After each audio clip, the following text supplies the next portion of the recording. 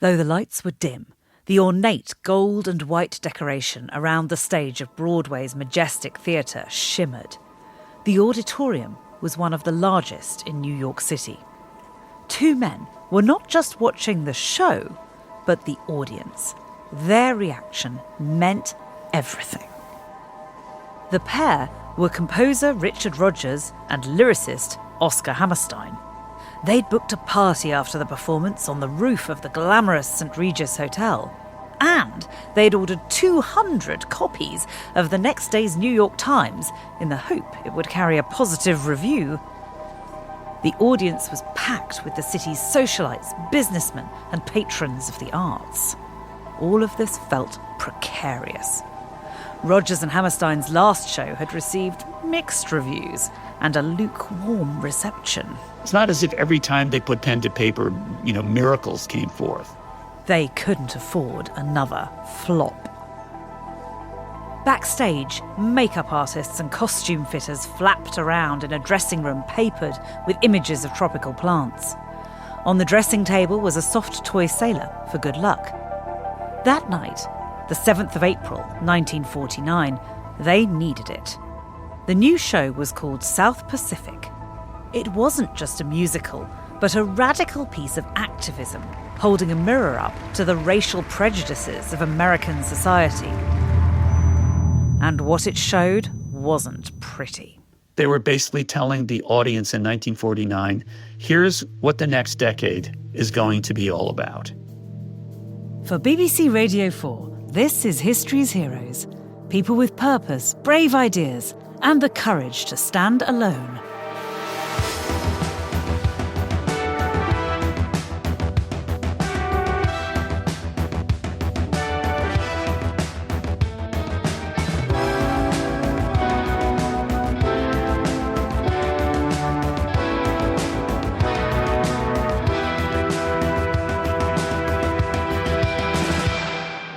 I'm Alex von Tunzelmann. I'm a historian, and today it's a pair of surprising heroes, Rodgers and Hammerstein. In a world where it would have been easy and lucrative to flatter and coddle American audiences, they didn't just give the people what they wanted. Instead, they challenged them. Well, I grew up in New York. My father, Schuyler Chapin, had a variety of jobs in the arts in New York. My brothers and I were invited to see shows, concerts, operas, ballets, you name it. And I just loved it. And I thought, I want to be a part of that world. Ted Chapin made that happen.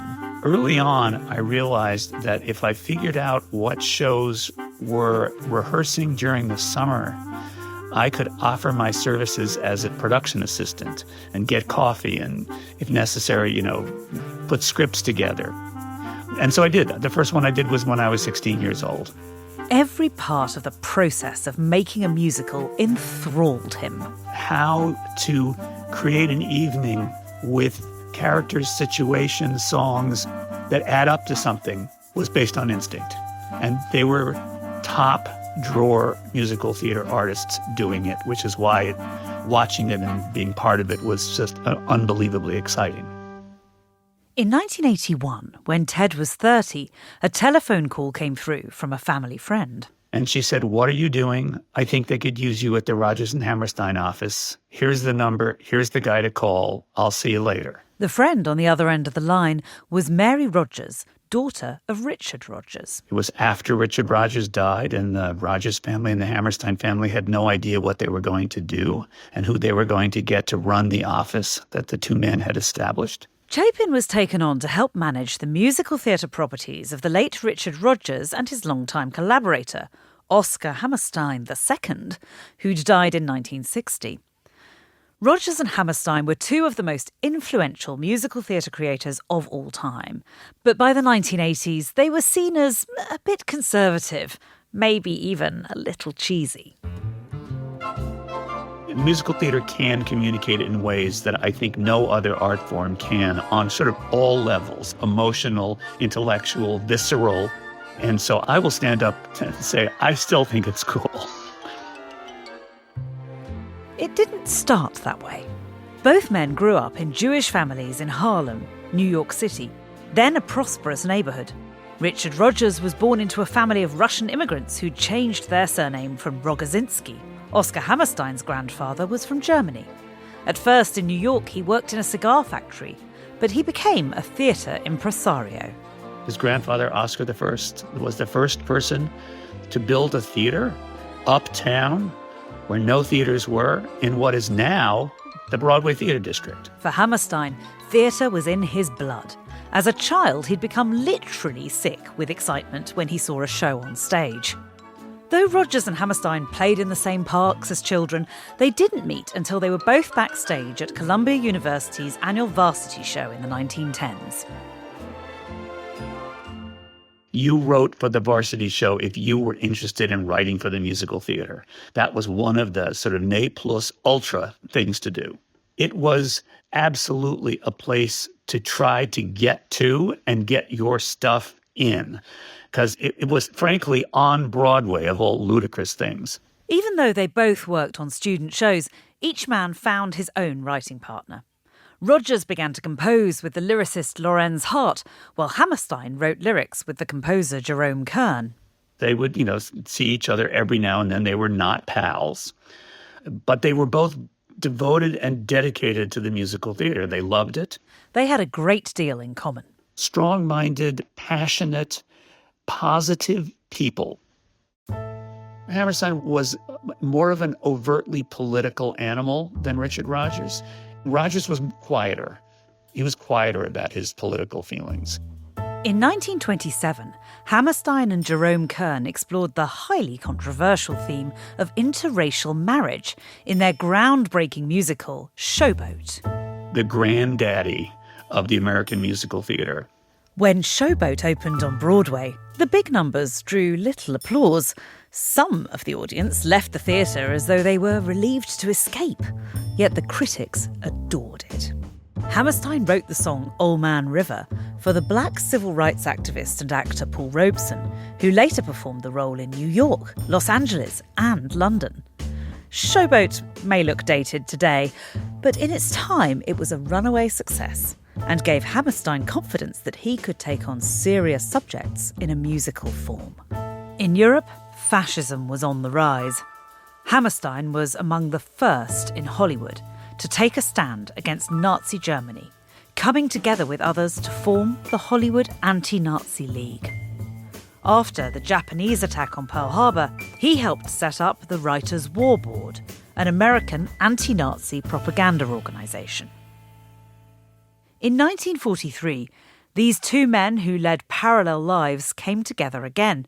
Both Rodgers and Hammerstein were independently interested in adapting a stage show called Green Grow the Lilacs into a musical, but their usual collaborators weren't enthusiastic, so Rodgers and Hammerstein talked. At that meeting, Rodgers said, at some point I want to do a show that you write with me because I think it could be deeper and more interesting than the shows that I've been writing. So this thing came up, and neither Lorenz Hart nor Jerome Kern were the slightest bit interested in doing this show, musical of Green Grow the Lilacs.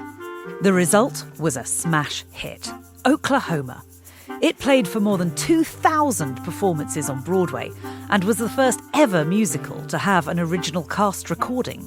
And they didn't know or think they were writing something that was going to be perceived as revolutionary. The whole idea of having a dance that would be full of subtext. Sure, let's give it a whirl.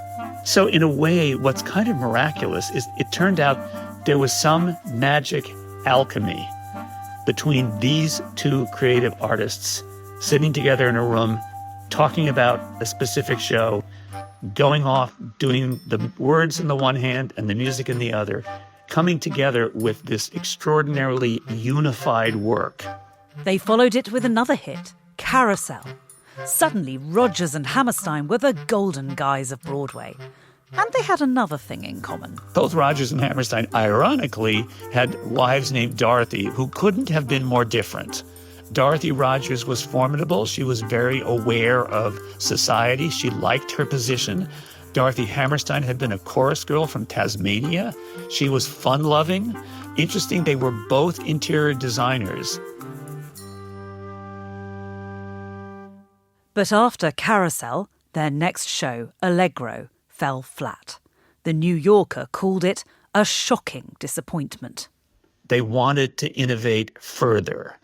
And the idea was an everyman, and they wanted a Greek chorus to speak subtext, and they wanted dance. They wanted all the things they'd had in Oklahoma and Carousel, but they wanted even more, and they wanted to do it they wanted to push the theatricality even further. And it didn't work. Allegro was a flop. Rodgers and Hammerstein lost their golden sheen. Now they had to prove themselves all over again. The show prior to South Pacific was a failure. Now, if the next show was not a success, they would be sort of a two-show wonder. January 1949. Richard Rodgers hung up the telephone and slid his hand down the keys of his piano. Hammerstein was fussing over who should sing the lyrics for a song. Rodgers just wanted to get it right. He was the more introverted of the two. Hammerstein was outgoing. The kind of person who everybody wanted to honor, to sit on committees, to be on boards of directors, that kind of stuff. The two men were not particularly close. Hammerstein wrote lyrics at his farm in Pennsylvania or in his Manhattan townhouse. Rodgers wrote his music in his own Manhattan apartment or at his country house in Connecticut. In fact, unless they were in rehearsal, they communicated by telegram or telephone. The partnership was always 50-50. They clearly respected each other. No question about that. Rodgers reread his composition. There was much still to do. He stretched his fingers out to start playing the piano again, but heard his children outside his study door. He had told them they could be around as long as they kept quiet. In truth, he felt guilty. He was a womanizer. He wasn't alone in that in those days. There were times when he, went away to some place to sort of dry out because he also, drank a lot. Rodgers wanted the song to be perfect. The point was not just artistic, but moral. Rodgers and Hammerstein were writing something provocative again. It was only 4 years since the end of the Second World War. The war was part of America changing and having a focus that things were going to get better. And unfortunately, in order for them to get better, we needed to join this fight that was not on our shores. Their new production was adapted from a book called Tales of the South Pacific by James A. Michener. It was set during the war on a Tonkinese island in the Pacific Ocean, among American troops resisting the Japanese. The cast was diverse, including mixed-race relationships and families. The reason Rodgers and Hammerstein were so interested in the material is that they could use it to tackle the issue of American racism head on. For Hammerstein, this was personal. He'd always advocated for civil rights, but now his own family was racially diverse, and they had felt the sharp end of prejudice in the United States. Before the war, his sister-in-law, Dudi, married a businessman called Jerry Watanabe, who was half Japanese and half British. When the war came, Watanabe was interned at Ellis Island, along with many Japanese Americans who were suspected of being in sympathy with the enemy. Hammerstein tried to get Dudi's daughter into school, but the school refused on grounds of her Japanese heritage. After Jerry was released, he couldn't find work. Dorothy Hammerstein took him on to do the accounts for her decorating business. Hammerstein felt these injustices deeply. That same year, he co-founded an organisation to find homes for abandoned mixed-race children of American servicemen, many of whom were the offspring of broken wartime romances.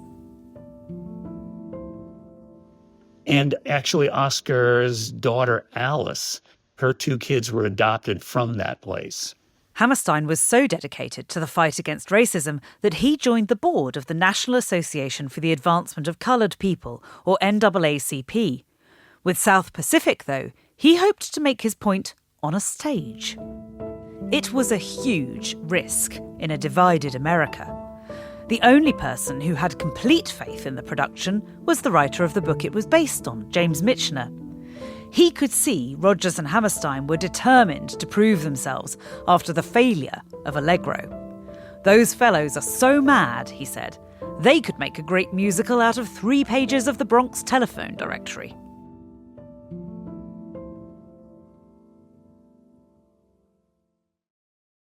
On the 2nd of February 1949, Oscar Hammerstein strolled into the Belasco Theatre on Broadway, twirling his trademark signet ring. It was the first day of rehearsals for South Pacific. In the patriotic political climate after the war, presenting a show about American racism could have been considered foolhardy, but Rodgers and Hammerstein were committed to their cause. Each reassured his Dorothy that this show was necessary. It was a piece of activism as well as a showcase for exceptional talent. They did a couple of things that they hadn't done before. They took on in Joshua Logan a major creative force in his own right as a director and co-writer. They wrote the leading role of Nurse Nellie for rising Broadway star Mary Martin. As her love interest, the French planter Émile, they cast Italian opera star Ezio Pinza. Pinza had also been interned in Ellis Island during the war, suspected wrongly of supporting Benito Mussolini. So they kind of stacked the deck by doing all these things, but also challenged themselves. Heroes don't necessarily need to do it by themselves. The real heroes understand how they fit into the whole. In the show, Nellie, a young nurse from the segregated state of Arkansas, falls in love with Émile. He's older than her and has a complicated past. Back in France, he killed a man. In the South Pacific, he married a local woman and had 2 half-Tonkinese children before she died. Nellie is surprisingly relaxed when she finds out about the murder, but is horrified when she learns Émile's late wife was Tonkinese. That is when she walks out on him. Rodgers and Hammerstein knew that to make their leading lady a racist was extremely risky. Interracial marriage was still illegal in the majority of American states, and many people, like Nellie, thought it morally wrong. How would those Americans react to their views being depicted as backward? Far from playing down the controversy, Rodgers and Hammerstein added a second interracial love story. On the enchanting island of Bali High, American Lieutenant Joe Cable falls passionately in love with a Tonkinese woman, Liat. He feels he can't marry her because of her race, but relents in a song called You've Got to Be Carefully Taught. Short, but very powerful. It takes about a minute. It is not a lecture.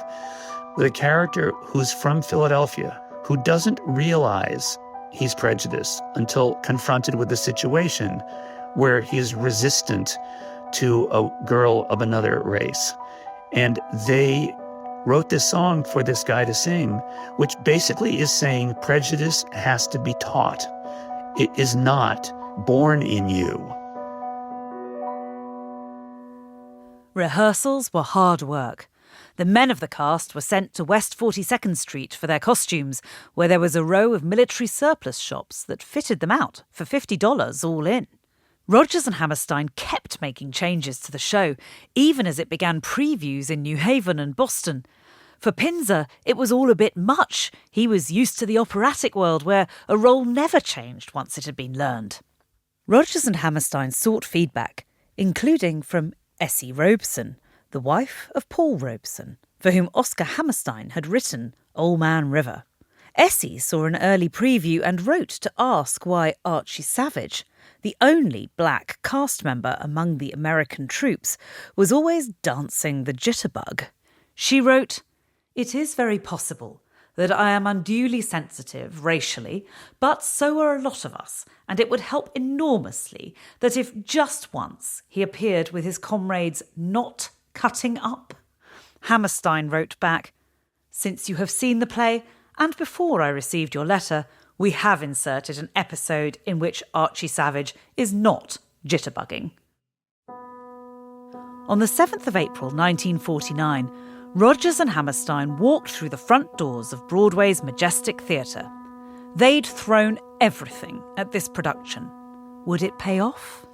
There are a couple of key moments in Rodgers and Hammerstein shows when you could hear a pin drop in the theater, because it's been crafted in such a way that the audience doesn't know exactly how that moment is going to come out, even if it's a show that's familiar and people do know how it's going to come out.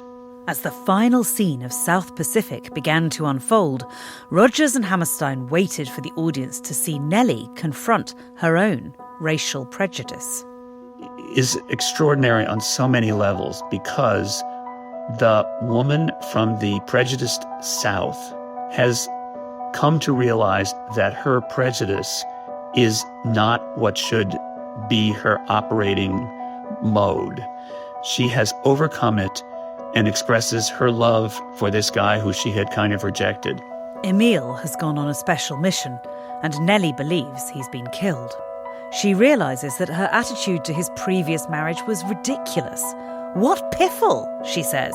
"What a pinhead I was." Her gesture, which is kind of remarkable, is to go to the house where these two multiracial children, which is what caused her to freak out, where they are. So she goes over to them, and if he's gone, she realizes that one of the things that she must do for him is to help raise his children, because they don't have a mother in evidence. So that's where the scene starts, and then he shows up, because the fact is, he hasn't been killed. And that last scene is just breathtaking. The audience applauded for so long that the players couldn't get off the stage. Rodgers and Hammerstein had a third massive hit on their hands. The party at the St. Regis went with a bang, and nobody regretted ordering 200 copies of the New York Times. It hit the zeitgeist at a moment in time that was extraordinary. The team of Rodgers and Hammerstein just reached their apex of skill, of talent, and success. As Rodgers and Hammerstein had expected, though, the song You've Got to Be Carefully Taught was met with a mixed response. A lot of people, and smart people, not unsmart people, felt the song was too strong and too in your face. People thought it was and accepted it as it, and Rodgers and Hammerstein resisted people who said, "Oh, it's too preachy."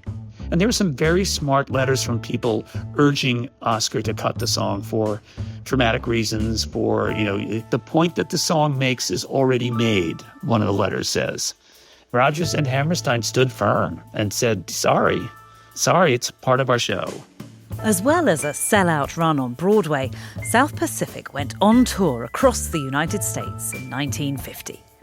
It had been a success in New York, but how would it play in the segregated South? When the tour went to Georgia, the state of Georgia, a hotbed of Southern prejudice and racism, the local government passed a mandate rejecting the show and rejecting the song as an influence from Moscow. They were that angry about it. I mean, this is communist propaganda. After seeing South Pacific in Atlanta, 2 Georgia state lawmakers were outraged. They claimed the song criticising racism as unnatural was offensive. A defiant Hammerstein wrote to the press, "I meant every word in that song."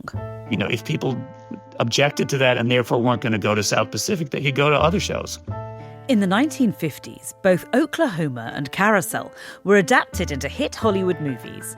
South Pacific followed in 1958. There was, again, pressure to cut You've Got to Be Carefully Taught. Rodgers and Hammerstein risked the entire film by insisting the song stay in.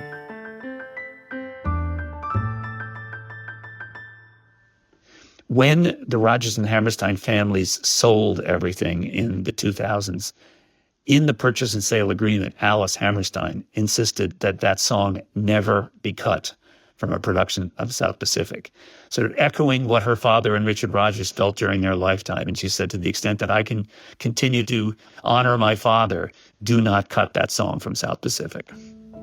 Today, not everyone admires South Pacific. Oscar Hammerstein said he wanted one of the Tonkinese characters, Bloody Mary, to talk like a woman who learnt English from sailors. The audience is encouraged to laugh at her mistakes. Jo's love interest, Liat, is so flimsily written that she doesn't have any lines at all. The show has little that is insightful to say about Tonkinese culture, and that is intentional. Richard Rodgers wrote at the time, "In the whole score, there are only 2 songs that could be considered native. These are sung by a Tonkinese woman, and here I made no attempt whatsoever to be authentic or realistic. The music is simply my impression of the woman and her surroundings, in the same sense that a painter might give you the impression of a bowl of flowers rather than provide a photographic resemblance." South Pacific may not have much to say about the South Pacific, but it had plenty to say about America. In a time of segregation, it made an earnest, heartfelt claim that racism could be overcome and love could conquer hate. It became the biggest success of Rodgers and Hammerstein's career to that point. South Pacific made even more money than the smash hit Oklahoma. It swept the Tony Awards.